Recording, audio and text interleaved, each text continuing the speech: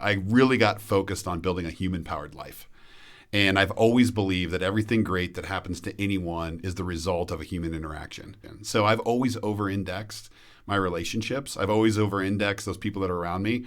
And the ones that have the ability to reciprocate and give back in a way that's meaningful to me, I always seem to hyper-index them in my world and try to do great things for them.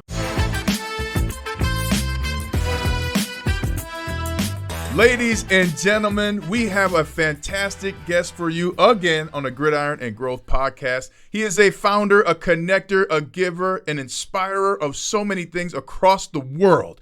In the last 20 years, he has founded 5 companies, and his newest project, Highwing, is set to shake up the 200-year-old insurance industry by creating a 21st century transaction platform. But more importantly, he is one of the best people persons that Benny and I know. Please welcome the legend, the man, Erik Mitisek. What's up, brother? Hello. Great to see you, Benny. Always awesome to see you, Ryan. Thank you guys so much for having me. What a treat. You're two of my favorite humans in the entire state of Colorado, and really excited to have a great chat today. Well, it's amazing you mentioned the humans. We both had separate interactions with you as we transitioned out of the NFL, interactions that benefited us greatly. How do you create these connections that are just so powerful for anybody that you spend time with? Early on in my career, I really got focused on building a human-powered life. And I've always believed that everything great that happens to anyone is the result of a human interaction. Whether that's a promotion, whether that's a marriage, whether that's a friendship, whether it's getting on a baseball team, whatever is going to happen in your life that's going to have a consequential impact on your future, it's going to happen through human interaction. So I've always over-indexed my relationships. I've always over-indexed those people that are around me. And the ones that have the ability to reciprocate and give back in a way that's meaningful to me, I always seem to hyper-index them in my world and try to do great things for them. And both you guys have been just incredibly generous to me, and I really am thankful. Ryan, how did you meet Mitisek? I first met Erik Mitisek at the largest free technical conference, tech conference in Denver Startup Week. And I met him and Tammy Dorr, who we've had on, Ben Data, Notre Dame guy, we'll have on in the future. But, I went to Denver Startup Week in Denver, and this was the most inclusive, encouraging, like high expectations of everyone environment I'd ever been around. And there's just this connection. And Erik was like, hey, how can I help? What are you thinking of doing? And I mentioned something, I'm getting into speaking. He connected me with a speaker that drastically changed the outlook of my entire speaking career. And I was like, man, I didn't even know this guy 6 months ago, and what's going on here? And you talk about indexing. Like, what does that mean for people who don't know? When you index a relationship, like you asked the question, but you were actually listening and you actually made a connection. Is that the index part, or what's the index mean? I think it's really obvious to understand those people who care and those people that want to give back, those people that want to have a relationship, those people that want to engage in having two-way communication and engage in making one another better. Like, it's easy to pick those people out. Like, not everyone's wired that way. There's a lot of people you'll have a conversation with and you walk away and be like, I might not talk to them again. Like, that's life. Yeah. But the ones that dig in, that have true, genuine interest, that have a love for humans and that have a love for helping people be a better version of themselves, I love those people. And I magnetically try to attract as many as possible because ultimately they make my life better. And if I have a chance to, in some small way, accelerate someone's success, like, I'm going to do it all day long, because I know in the long term, each one of those bricks that I lay down individually over time, they come back in a snowball in my own life. And I just feel so blessed to, be in this circle of amazing humans in my life. Love that. As Ryan talked about in the start, you are a builder. You're one of the founding members of Denver Startup Week. Talk to us about how that came about, because you've also helped my speaking career, because you've given me opportunities to speak on stage and virtually during COVID to Denver Startup Week. So we'd love to know where the idea came, how that started, and all the incredible people that you have, from Jason Mendelson to Matt McCall. Jesse Itzler. Yeah, all these incredible people speaking to these founders. Denver Startup Week is really a great story of collaboration. When you think about the best of Denver, it's truly a melting pot of people that want to create things to better the city. And Denver Startup Week, if you roll back to 2011, we were just coming out of the last Great Recession, structured mortgage bond crisis, like the real estate crisis. Like we were just repairing the city. And as the city was coming back, we recognized that Boulder was an epicenter for all things tech and innovation. And we thought, Denver has got a pretty good future. We've got great talent. We've got a bustling city that's only getting better. We've got a few tech companies in the city, but really if you start to get big, it was a place that you needed to move your business to have a lot of employees or build companies at scale. And so it was natural for us to look around and say, how can we really, build something here that tells the story of Denver, that tells the story of the community, and most importantly, celebrates the entrepreneurs that are building great companies in our city. And so with that small idea, it had come out of some work we did with the Startup America Partnership, which was with Brad Feld and Phil Weiser, who's now our Attorney General. They were just getting underway with starting Boulder Startup Week. And I was riding back in the car with Nancy Phillips, who's one of our great entrepreneurs here, started Flexential, previous to that company, ViaWest. And we said, can we do that in Denver? And she's like, yeah, we should be able to do that in Denver. We should do that. And so with that one small thought, we pulled together a group of folks at the Wind Coop Brewery over some beers. And we said, what do you think about this? Can we put our version of Denver Startup Week together to really tell the story of the city? And from that small 8-9 person, founding team, fast forward 12 years, we've peaked at 20,000 attendees. We've had thousands of sessions over the course of those years and have hopefully impacted a lot of companies in the course of doing that and telling the story of Denver. And so it's really a fun story of collaboration and just give first mentality that if everybody in the community gives all they've got to an incredible program, the programmer is a reflection of them. And life doesn't get better than that. Well, part of the Denver Startup Week, though, that I want to key in on, you've created an atmosphere for anybody to be welcome. This is a day and age now you're hearing, we're not going to focus on DEI. We are going to focus on DEI. I never saw the words DEI at Denver Startup Week, and I have never seen more people of color, more women, more tall people, short people, all the things. What went into building a culture that doesn't have to say things because you see it in the people that are presenting and the people that are being interviewed? Like, how did you make that in this environment? It really boils down to a couple things. I mean, first and foremost, it starts with a vision. The program itself is set to celebrate all entrepreneurs. And so the word all, we triple underline. Wow. All means all walks of life. Like whether you're building a burrito business out of a igloo cooler next to Coors Field, or whether you're building the next Ibotta and company that's going to go public here in our state. Just saw that. Yeah. I mean, we don't care. Like there's no discretion as to what classifies a great business. And so when you triple underscore and triple underline the word all, that means everyone. That means all walks of humans, all walks of folks that have an ambition to do something great in Denver. We want them at Startup Week, and we want them to be celebrated. But what did you do? Because it's not just Startup Week, too. It's the other companies you've run. Does that change the people you talk to? Does it change the places you're going to seek talent? I mean, how did you physically get it done? So the second piece of that is the physical way we got it done. We have an incredible team of volunteers that run all of our tracks, that run our entire program, over 20 plus people a year that just blood, sweat, and tears pour their life into Denver Startup Week. This topic was a topic that was intimately important to them. There was no compromise in our ability to not include all people in Denver Startup Week. So by setting the vision and then having an amazing group of co-chairs and session leaders and track leaders carry out the mission to make sure that it was highly inclusive and highly visible and inclusive of all entrepreneurs in our city, it took an army of humans to execute it. But with that shared vision, we all played off the same playbook. And when you play off the same playbook, you win. Talk to me a little bit about just the people you put around yourself. And I'm talking about specifically the Goodwood Club. And because I've been now to the Goodwood Luncheon, which is, you've never been to it? I'm not rich enough. So I'm listening, though. It's free. It's free. That's how rich you got to be if it's free. Yeah. Don't be clever. Maybe actually it's not free. I got invited by somebody who bought a table. But I know how that kind of started with, that's your own forum of incredible people who are doing incredible things. But you guys are accountability buddies. Talk a little bit about your thoughts or just how you've surrounded yourself with the right people. Because it sounds like you always have a good team of people. And I always say life is a team sport. Who's in your C-suite?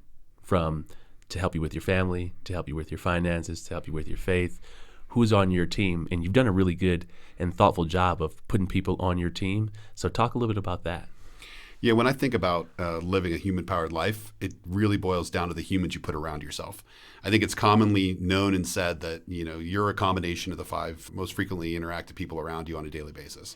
So if one of those is your spouse, your partner, your wife, who are the other 4 that are influencing your life? Are they brothers? Are they business leaders? Are they friends? And how do they behave? And so Goodwood Club was really a reflection of that. It was 8 guys that came together, all different walks of life, career, backgrounds, but we had a common goal. We wanted to be great husbands. We wanted to lead in our community, and we wanted to leave an impact that was bigger than ourselves when we're 70, 80 years old here in Denver. And so with that shared vision, the 8 of us got together and we built the Goodwood Club. And through that, we did a lot of amazing fundraising activities and a lot of things that impacted the community. But at its core, it's a group of 8 amazing men that get together that talk about the throes of life. We've gone through incredible challenges. We've gone to the depths of challenging things in that group with individual members that have had huge, huge, huge tragedy and trauma in their life. And we've celebrated the ultimates of success, whether it's businesses being sold or things that, are all along the trail of life. And in that, we've just been great brothers. And I think that backbone and that foundation, it just keeps you straight. It keeps you honest. And when you have long-term relationships over a long period of time, the honesty factor is an all-time high. And so there's no BS in that group. Like, you call it as you see it. People know who we are and what we're trying to do and what we're trying to accomplish. And if you're driving straight and being held accountable to it, people are going to let you know. And if you're not, they're brothers that are going to hit you on the shoulder and say, hey, like, straighten up. And I think we all need that leadership and we all need that direction in life. And so surrounding yourself with folks that have that shared vision of what you want to ultimately achieve allows you to be better, which, I think we did through the Goodwood Club. And, I've always, done that in my life. Yeah. When dealing with humans, having that human-powered life, inevitably some humans are going to disappoint you. What was a time when you had built a relationship, a great relationship, and maybe somebody had fooled you or did you wrong? Like, how did it feel and what did you do after that? I've always believed that karma is the greatest equalizer in life. And there's always going to be great things that happen, and you can celebrate those. And there's going to be things that are unfortunate, that are devastating, that are traumatic that happen, and they're going to happen. Like, that's life. And karma's the great equalizer. Karma's never lost. And so I've always looked at those situations in life where I've been in the unfortunate or disappointing situation of interacting with some humans that either didn't follow through on what they said or betrayed me or whatever it was in my life that was really challenging. And I've always tried to step away in a way, like I think Michelle Obama says it best, when they go low, we go high. Right. And I feel like that's the elixir in life, that if you can keep your chin up and just know that if you can put good energy into the world, good energy is going to come back. And there's going to be those points in life that you get kicked in the shins and that you're disappointed. But if you can walk through it with a good attitude and be positive and even be grateful and graceful with those that did it. Like, I've always lived by the mantra that hurt people hurt people. Yeah. And if hurt people are hurting people, it's inevitable. They're living a life that I probably don't want to be in. If they're hurting me, they're probably in shoes that I would never want to walk in. Wow. Whether it's their own relationship with their spouse, whether it's a relationship with their kids, whether it's a relationship with their self, whether it's mental health issues. Like, there's a lot of things that I think impact, people's happiness. And most of the time, hurt people. And, I try to smile and work through it and walk with grace and just know that karma's going to come back and, hopefully it'll be in my corner. You just talked about a couple of different perspectives. You talked about your positive mindset. You talked about being resilient. You talked about being persistent. Those are all things that are qualities and characteristics to build a great company. Talk to us about building great companies, because you've been a part of founding companies, helping them scale, helping them grow. So talk to us about what that journey is like. I've been lucky enough and fortunate enough to either be the founder or work for 5 founders and building companies from the ground up. I've always been like the first firefighter on the scene. So an idea comes in the room and we need to put some capital behind it. We need to find some people to execute it. We need to build something. I've been fortunate to be at that inception point 5 times in my career. So you learn some pattern recognition as you go through that makes it easier to build really great businesses over time. The one thing that has never changed across all 5 of those companies, the company is a product of the humans that are leading it. And so being really, really maniacal, especially in your first 15 to 20 hires, interviewing every single one of them, hand selecting them into the business, inviting them to be part of the tribe, inviting them to be part of the team is critical, because they're going to be the ones that are leading the company when you have 50 employees. And they're going to be the ones leading the company when you have 100 employees. So if you choose wrong in the beginning, that culture can be soured in a way that's hard to repair. If you choose right in the beginning, you build these amazing cultures of humans that have the ability to really inspire people to be the best versions of themselves. And so the companies that have succeeded, we've had incredible cultures. Like, I look at Highwing as an example. The first 25 employees that we brought into Highwing were meticulously picked out. And we have a world-class culture of teamwork and team building and leadership and autonomy and integrity, like all the things and buzzwords that you want, but that's been handcrafted. Building cultures is hard work, and the outcomes have been reflective of that. In companies where we haven't been as focused on culture, it's been chaotic. We've ran into mishaps that could have been easily avoided if we would have picked the right people at the right time. And so I always come back to this like center pivot in my life that, put the right people around the projects, the activities, the organizations, the family that you want to build, and you're going to be successful. What's that process look like, though? Because that is literally the same thing in sports. Yeah. You can see it with the draft picks. You can see it with people who are successful. You put these coaches around these incredible players with incredible talent. They do incredible things. It's a very simple concept that I don't think a lot of people can actually execute on. So what does it look like in the company in terms of picking the right people for the right project? How do you assess that? So this might be a little controversial, but it's a deeply held belief that I've had. I've always said, never pick the tennis player and never pick the golfer to be on your team. Team sports and building businesses are identical. Yeah. And when you have tennis players on your team, when you have self-interest, high ego, the ability to think more of themselves than others around them, the ability to take accolades and celebrate themselves without celebrating others, it's poisonous. And so really finding those team players in the world that are deeply rooted in the values that you're trying to create within your company, that walk the values, live the values, breathe the values that you want to be reflective of your business is critical. And so in the hiring process, I think it's really important to outline what those things are. Is this person someone that you could work for? That's a big question. Like, turn the table. Could you work for that human? If you could work for that human, they probably have the same values. You probably have some level of mutual respect. You probably have some level of trust that you walked in and said, wow, I like this person. That's a great question. And, I think those are really, really powerful things to consider. And so picking humans and having a really good set of values as you're going through that building process, it starts with your corporate values, but then there's the soft side. What do we really want this place to feel like? Mm-hmm. Do we want it to be highly empathetic? Mm. Do we want it to be a place that people can wildly fail and celebrate failure, and at the same level we celebrate success? Like, what are the attributes that you want to have as you're building the business? If you define those, you can start to put people around those things, because it's pretty easy in an interview process to fester out someone's self-interest or intrinsic motivators versus their extrinsic, let me tell you about how awesome I am. Yeah. Let me tell you, like, I'm the greatest thing that's ever happened.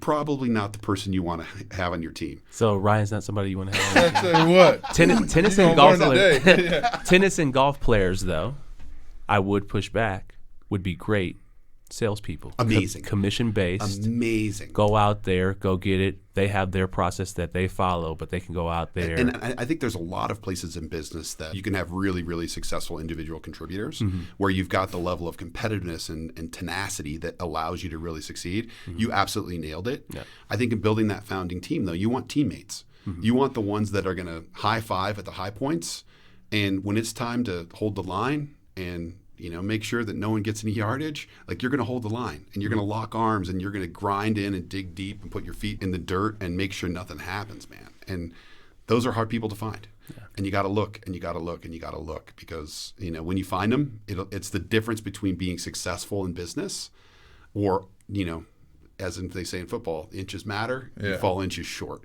Mm-hmm. And you can fall inches short in business all day long. And that's millions of dollars. And it's a people problem. It's not a strategy problem. It's a people problem. And people are going to be the ones that ultimately control that.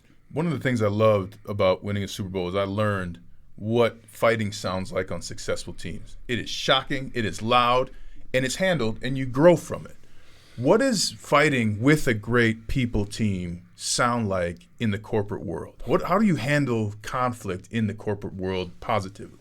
I think the best teams have a healthy level of conflict. And that healthy level of conflict is conflict that is very respectful.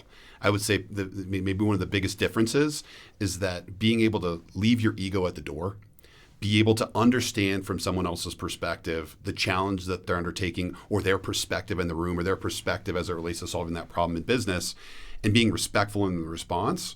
I think that's what I look as really mature corporate battling. So saying respectful response meaning thanks for your statement, Erik, I'll think about that, or what does that sound like? No, I think it's really understanding someone's point of view, being empathetic to their position, and trying to not only understand what they're saying, but find that next level in thinking that elevates the discussion. I really thought that we should strategically pursue this, and this is why this is really important to me. And my response would be, great, and we should strategically pursue that. And what do you think about if we pursued it? What about adding this element or this element or this element? So you're building. You're leveling up your thinking as you're going through the process until you come to a common point where you're like, wow, we've leveled this discussion up enough. We've battled because we didn't agree coming in, but we've battled as we've leveled it up. And now we're at a point where it's leveled up enough that we're going to go execute it. I think that's really, really healthy. But it takes a culture of low egos. It takes a culture of high respect. It takes a culture of high integrity. It takes a culture of high empathy, because being a great listener is highly empathetic. So to sit there and listen and engage and absorb and then respond, those are human traits that you just can't go pick up off the street. You have to search for them. So when you're building those early stage teams, you want to really, really embrace that competitive ability to put people in the room that can intellectually spar to the best outcome of the business. Not personally spar, but intellectually spar to the best outcome of the business. Where did you see it on our team in terms of what really stands out to you in terms of that? Oh, man. I mean, one, just every week, right? One of the things that Gary Kubiak did different than other teams, I don't know if they did this for y'all, but they would give us, what do you like on 3rd and short? What do you like on 1st and 10 for a run? What do you like on red zone? And it was like, whoa, you're giving us this opportunity. And then when they were calling plays they didn't like, I don't know if you remember this day in practice, my favorite days ever. Rick Dennison was running past 18 man. Yeah. Forget all y'all motherfuckers. You know what I'm saying? Because I'm on an island. And I just turned to him intellectually, though. That's why I love that you said intellectually, because Rick Dennison, an engineer, master's in engineering. So what does he think? He thinks solutions and data. Yep. So I turned to him in my stance. I said, hey, Rico, what's our success rate on this play? Rico, I was like, it's 0. Never ran the play again. Right, and we leveled up like that, and we're playing San Diego, 4 home field advantage. I think we had 4 turnovers. I went up to Gary Kubiak, I said, "Pull your head out of here, let us run the ball." We ran for over 200 yards, we won the game. All right. That's the intellectual sparring that you talk about. But I don't see that a lot in corporate America. What I see mostly is they shut down because someone's mad at me, they don't like my idea, or I have to deal with this person. It's like, well, that person's on your team. Of course you do. I'd say corporate America too. Yeah. Corporate America, I think it's more of people actually being scared of saying something. Right. They're afraid of how this will go down. But again, I think if you build a safe environment for your employees to be intellectually safe around the way that they talk, communicate, think, engage, mentally spar, you're not going to worry about what you say, because you know that you're safe. It's not personal. It's in the common spirit. And I would defend that the best, most innovative companies have built a executive chamber to be able to have these discussions on a daily, consistent basis to be able to have the best outcomes for the company. The ones that, to your point, if you don't have that intellectually safe space, you're going to have ideas that don't get executed. You're going to have people that don't speak up and repeat mistakes, because it's easier to repeat a mistake than it is to speak up in the business and change the velocity because you're unsure about the outcome. The habits that come out of not having an intellectually safe place are devastating to the company. The habits that come out of having an intellectually safe place are accelerating the business. And so I would argue the best companies have that congeniality. I respectfully push back just because I'm around a couple of successful companies right now where I think there could be more healthy conflict, but the cultures are great. I just think that some of these people who want to bring their ideas to the table haven't actually done their preparation or their work to bring their idea to the table. They have a great idea, but they haven't fleshed it out or are ready to present it. Like, hey, I'm ready. Yeah. It's like, I think this. All right, well, then present it.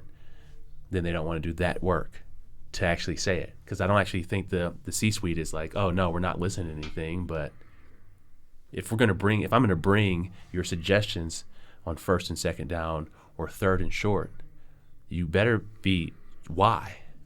Coaches are just going to be like, all right, that's cool. Yeah.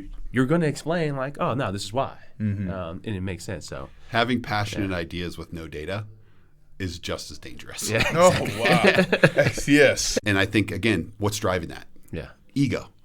If I'm passionate about something with no data, that's my ego telling you that I'm right. That's not me telling you, here are the facts, let's make a great decision. How many times we ran this play that it's worked? 0. Yeah. That's the data. Yeah. That is, hey, we're not running this play because I'm telling you I don't want to run it. Why? Because I don't want to run it. Right. And that's ego. Yeah. And so again, that low ego environment I think is so critical to setting the stage to be successful. Yeah. How does a human separate themselves in a job interview with Erik Mitisek to be a part of that inner circle, that strong group, that company that's on the rise? What can humans do to separate themselves in the everyday interview process? There's a handful of things that always stand out to me when I meet new recruits or new folks that are trying to either join our company or I get pulled into folks that are joining other companies.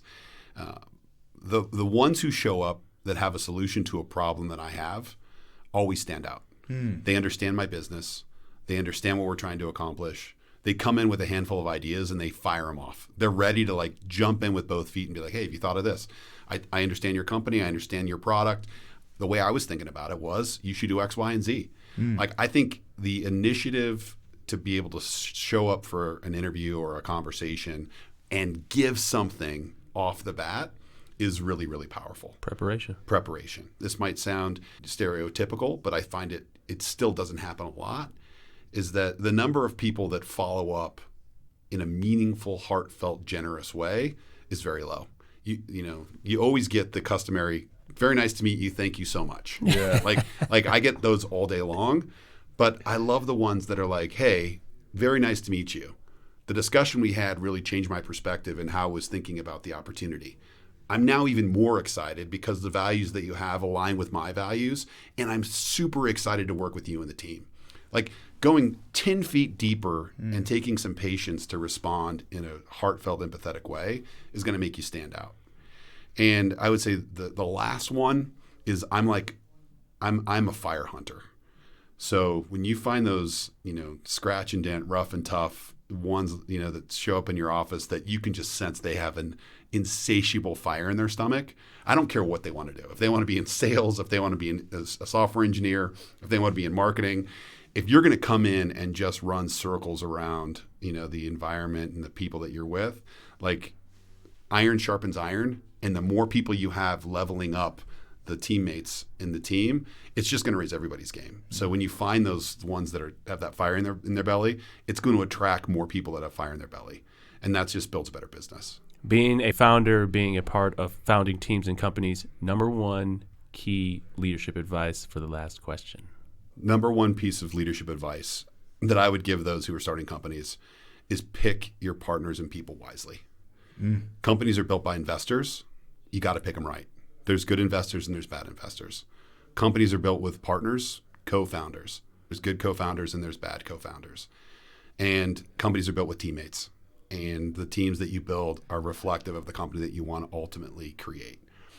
And I would spend a tremendous amount of my time in every single one of those categories, finding the right people that align with your values, that align with your heart, that align with the outcomes of the company you're trying to build, and most importantly, are reflective of the relationships you want to have on a daily basis, because you got to interact with them. You got to enjoy them. You got to smile and you got to feel great about the interactions on a daily basis. Pick the right ones. And taking the time and energy to do that maniacally will make you happier, will make the business more successful, and most importantly, will allow you to achieve the outcomes that you really set out to do. Well, the Gridiron and Growth podcast audience knows we picked the right guest today. Thank you, Erik Mitisek, founder of High Wing. Visit them at highwing.io. Love spending time with you. Thank you for your leadership, your connection, and your human-powered life. Appreciate you. You guys are the best. Thank you so much for hosting me today. Can't wait for the next one. You're amazing.